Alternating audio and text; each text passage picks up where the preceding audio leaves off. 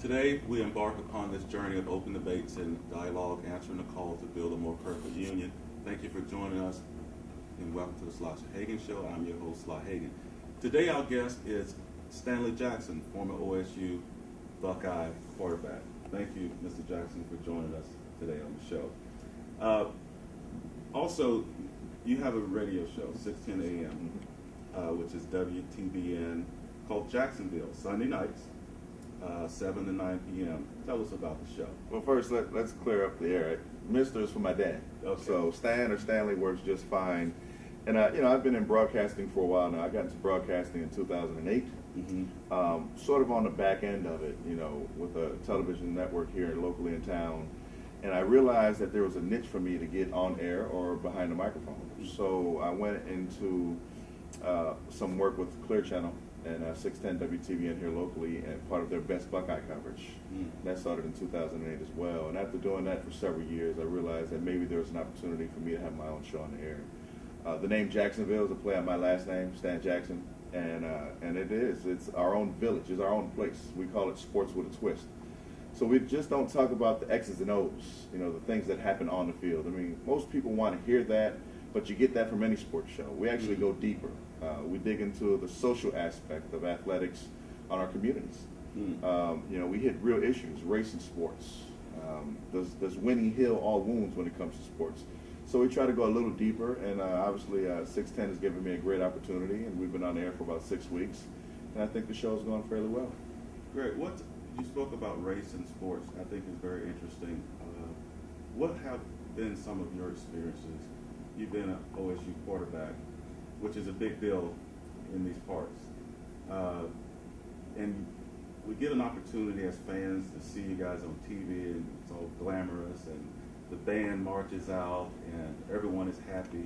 But you're saying there's an underlining part of our sports that I thought was interesting as in regards to race. Have you had some of those experiences? Oh, absolutely. Yeah, I played quarterback. I was the third black quarterback to play at Ohio State, and no one realized that I was half Puerto Rican. My mom's Puerto Rican, my father's black, so I was the first Hispanic quarterback to play. Wow. And so race is always an issue in this country, and I think sports is the perfect platform to discuss it because that's where you can break through barriers. At the end of the day, it doesn't matter whether your teammate is white, black, Hispanic, or Asian. The question is, can you play? Can you perform at a high level so we can win games? And so yes, race is something that always plays a factor when it comes to sports, and even in my life. In particular, when I first came to Ohio State, I grew up in Patterson, New Jersey, predominantly black and Hispanic community. The first time I ever had a white teammate was at Ohio State. And if I could be frank, my first opinion of the football team was that we weren't very good because we had too many white athletes. My opinion at the time of white athletes were they were inferior. They couldn't run, they couldn't jump. They were intimidated by us because that was my experience in high school. So coming to Ohio State, having that culture shock of having more than one white teammate and realizing for the first time in my life that, wait a second, these guys can run, they can jump, they're aggressive, they're strong, and they're not intimidated by me just because of my race.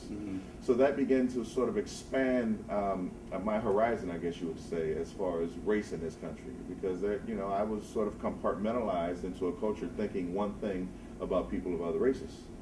And so I think sports is a great platform to talk about these issues that still arise in our communities today. We need to have more black head coaches in college and in professional ranks.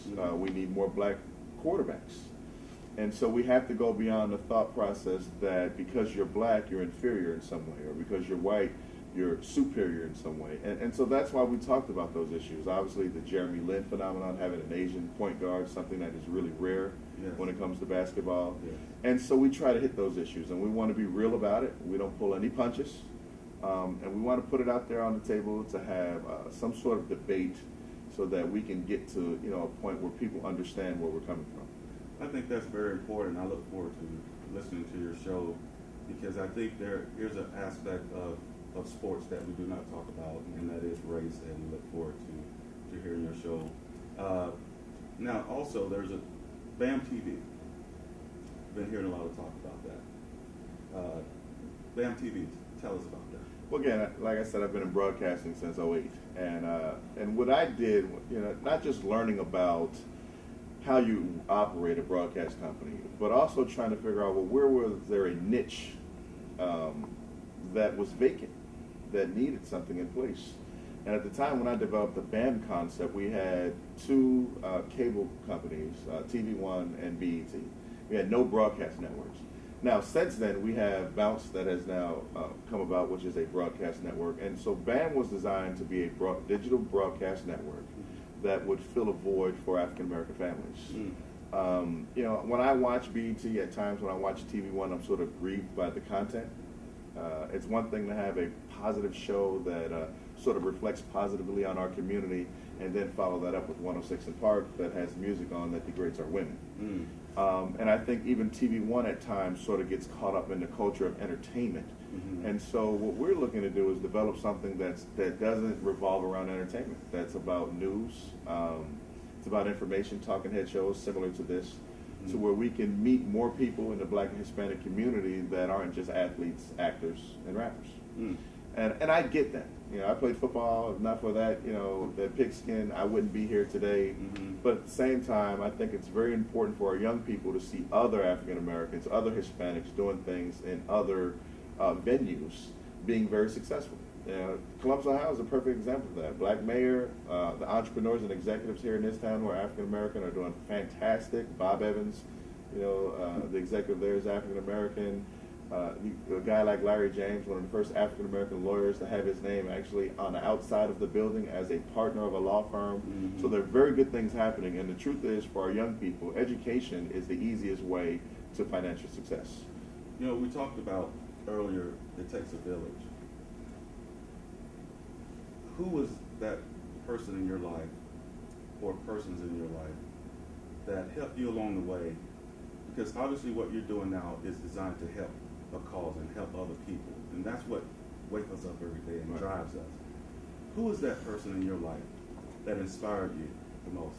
Well, for me, it wasn't one particular person. The biggest influence in my life right now is Jesus Christ, is the Word of God. And that inspires me every day to do something different, to have an impact. But, you know, I was fortunate. My father was in the home.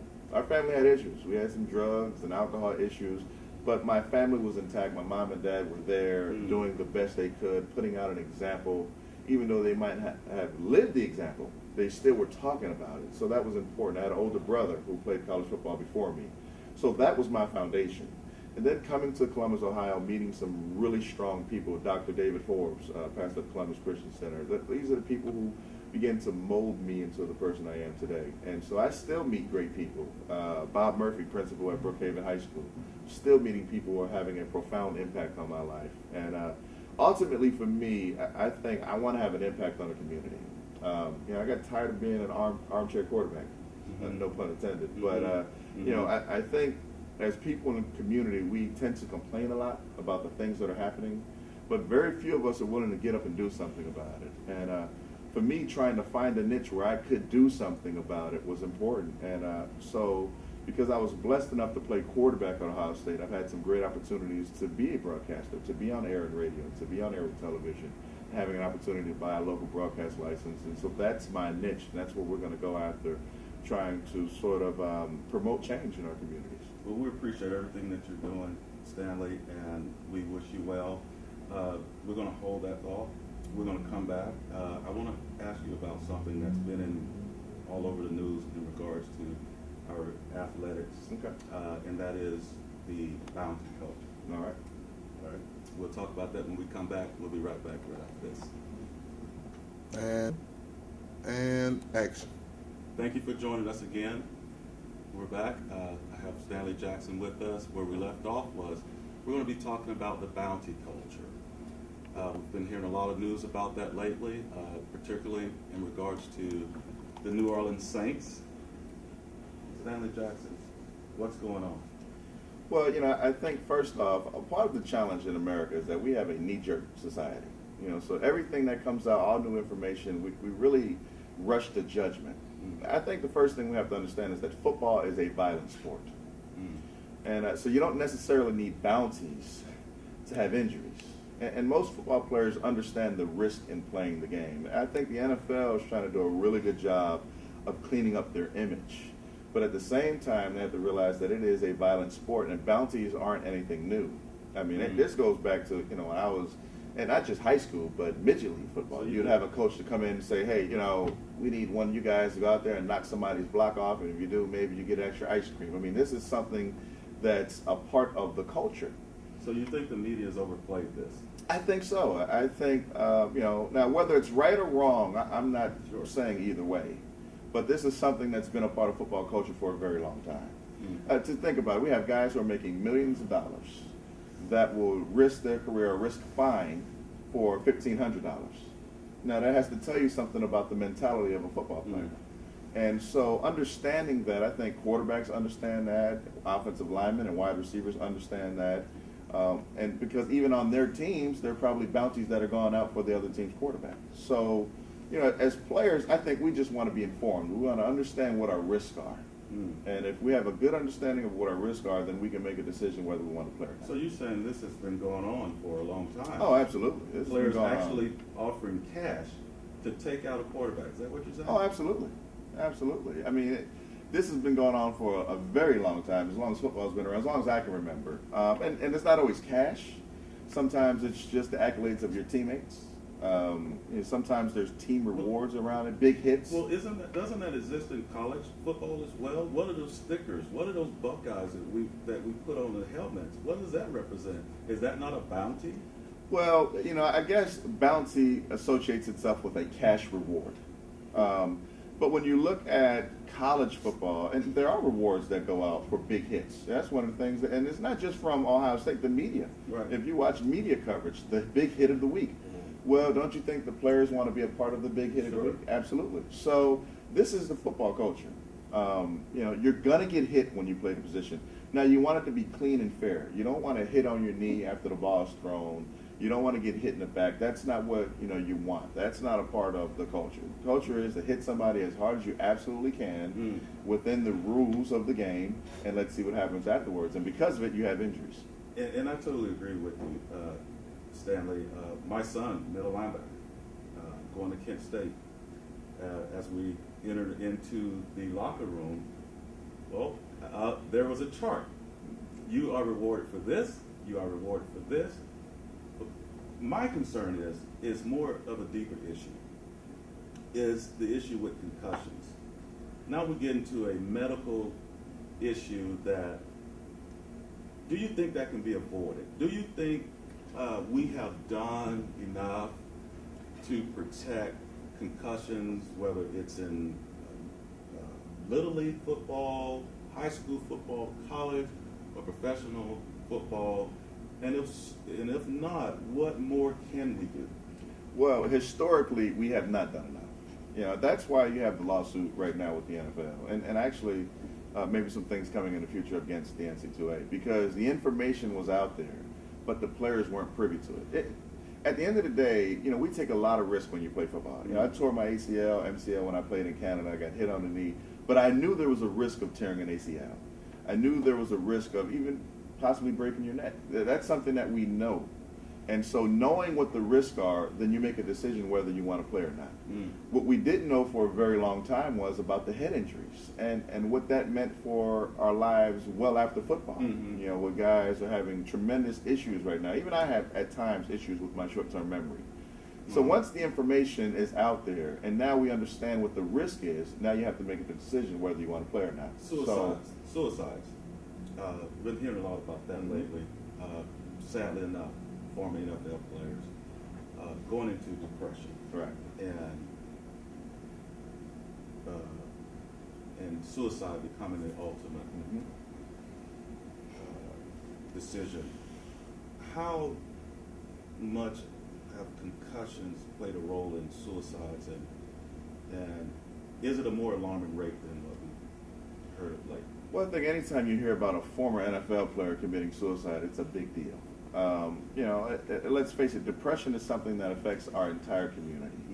But when you have high-profile guys that take their lives when people thought maybe their life was great, then there's a problem. So I don't know if it's just about concussions. I don't think we have enough information. Obviously, rattling your brain around in your skull creates problems. Can we sort of do away with concussions? Not in football. It's a physical sport. We're not woodpeckers. We weren't designed to be ramming our heads against each other. And when you do that, you're going to have a concussion. Now, how we take care of guys after that is vitally important. But I think there's a bigger issue at play here. You know, when you play professional sports, you play at a high level in college, and you are a celebrity or a pseudo-celebrity. People know your name. You get lunch for free. And then that's all taken away in an instant. You know, once you're no longer able to perform on the field, you're not that guy anymore. It doesn't matter who you are. And so for all football players, all athletes really, especially at the pro level, there is a time of depression. And if there's not a system in place to help you get through that, then it gets worse. And on top of it, if now you're having, you know, terrible headaches, you're having issues with short-term memory, you're having issues with your marriage, your finances are falling apart, then that pushes someone towards a more drastic decision of taking their lives. Can the NFL do more? I think they can. I think they have to. I think the NC2A can do more. You know, and we always talk about the NFL because that is the pinnacle of the sport. But let's talk about college football, for instance. Your son is playing college football. When he's done, if he doesn't play in the NFL, then where's his safety net?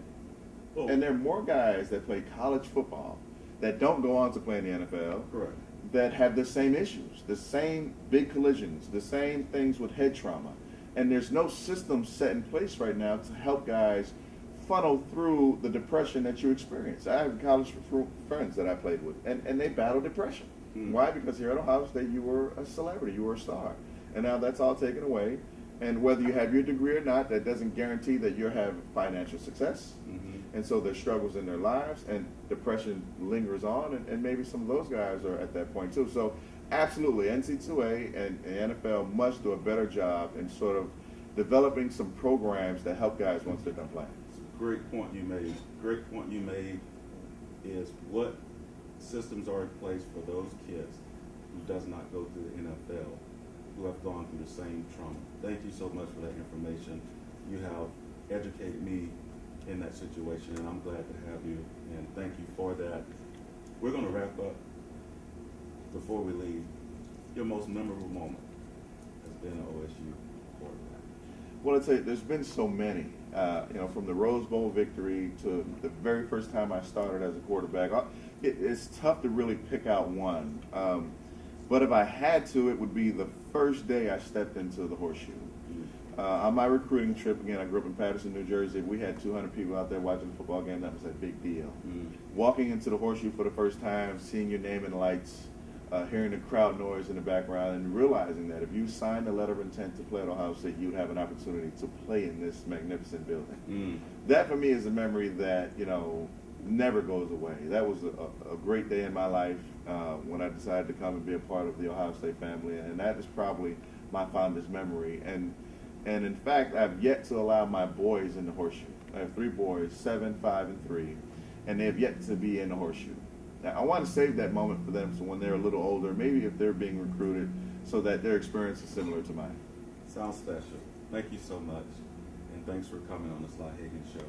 And I look forward to having you back again, and we can have some different debates, particularly about what are we going to do about these college students that doesn't go to the NFL. Will there be a safety network for them?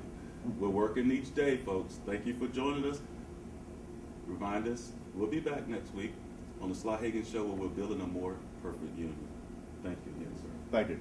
Thanks for having me.